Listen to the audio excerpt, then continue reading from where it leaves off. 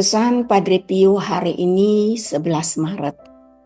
Beberapa penghiburan batin adalah untuk jiwa-jiwa bayi.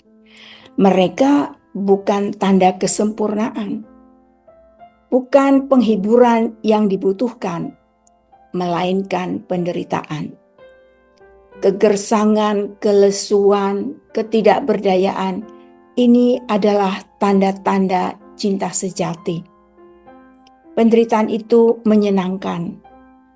Pengasingan itu indah karena dengan penderitaan kita memiliki sesuatu untuk diberikan kepada Tuhan. Karunia rasa sakit kita, penderitaan kita adalah hal yang besar yang tidak dapat kita lakukan di Firdaus.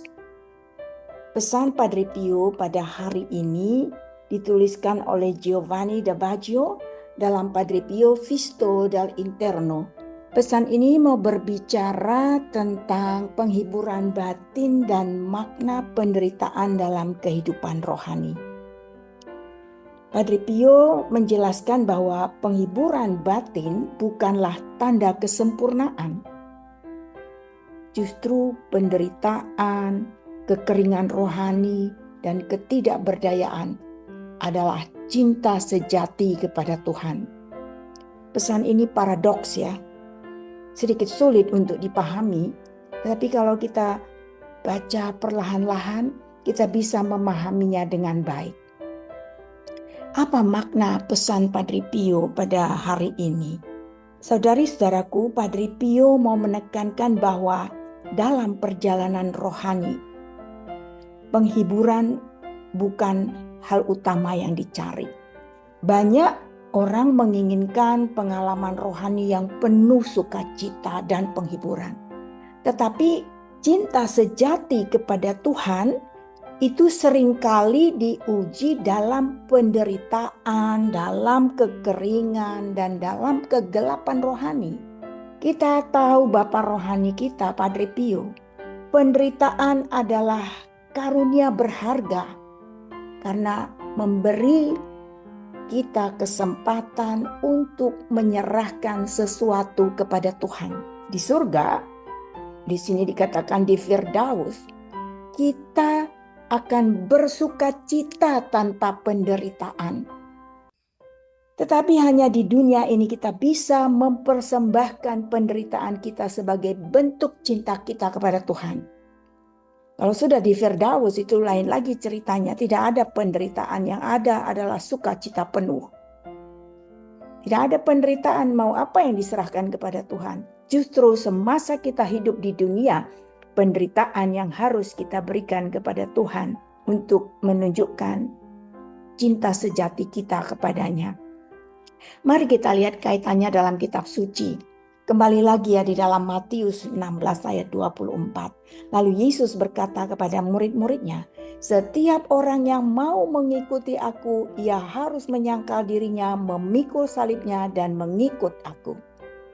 Mengikuti Kristus berarti memikul salib, bukan mencari kenyamanan rohani. Ya, seperti saya sampaikan, selama masa Prapaskah kita terus akan mendengarkan penderitaan, memikul salib, dan begitulah cara kita mengikuti Kristus. Di dalam Roma 5 ayat 3-5, dan bukan hanya itu saja, kita malah bermegah dalam kesengsaraan, karena kita tahu bahwa kesengsaraan itu menimbulkan ketekunan, dan ketekunan menimbulkan tahan uji, dan tahan uji menimbulkan pengharapan, dan pengharapan tidak mengecewakan, karena kasih Allah telah dicurahkan dalam hati kita oleh Roh Kudus yang telah dikaruniakan kepada kita. Jadi kita sekarang bisa memahami mengapa kita harus melewati penderitaan demi penderitaan. Penderitaan memurnikan kita dan menumbuhkan harapan yang sejati dalam Tuhan. Tanpa itu sulit ya kita untuk bisa berharap. Di dalam Yakobus 1 ayat 2-4, anggaplah sebagai suatu kebahagiaan saudara-saudaraku apabila kamu jatuh ke dalam berbagai-bagai pencobaan, Sebab kamu tahu bahwa ujian terhadap imanmu itu menghasilkan ketekunan.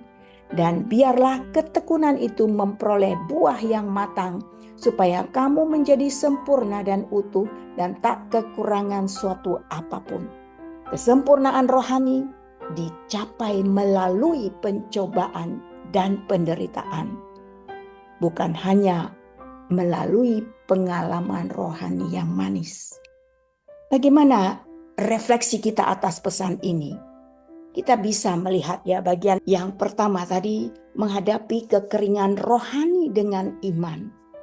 Ada saat-saat ya di mana di dalam kehidupan rohani ketika kita merasa jauh dari Tuhan, tidak merasakan penghiburan dalam doa atau mengalami kelesuan iman.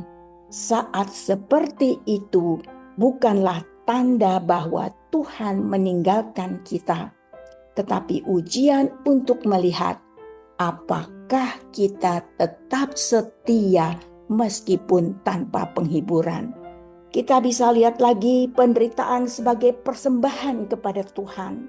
Penderitaan dapat menjadi hadiah cinta kepada Tuhan jika kita menerimanya dengan sukacita dan menyerahkannya sebagai persembahan.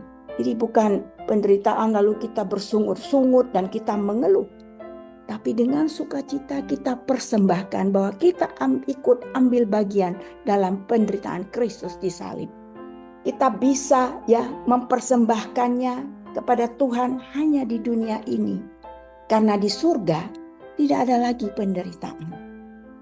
Jadi justru selama kita masih hidup mengembara di dunia ini, disitulah saatnya kita mempersembahkan penderitaan kita. Penderitaan membawa kita lebih dekat kepada Kristus. Yesus sendiri mengalami penderitaan yang luar biasa dalam sengsaranya. Begitu juga Padre Pio, stigmata 50 tahun. Dan kita anak-anak rohaninya dipanggil untuk mengikuti jejak Tuhan dan juga Bapa rohani kita. Menerima penderitaan dengan cinta berarti kita berpartisipasi dalam misteri salib Kristus.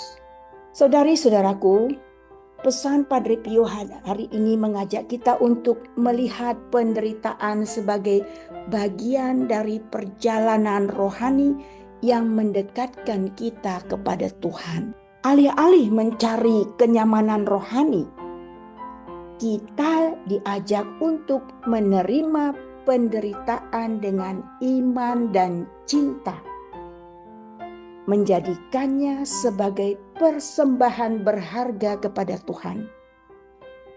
Di dunia ini, penderitaan adalah kesempatan untuk mencintai Tuhan dengan lebih dalam, sesuatu yang tidak bisa lagi dilakukan di Firdaus.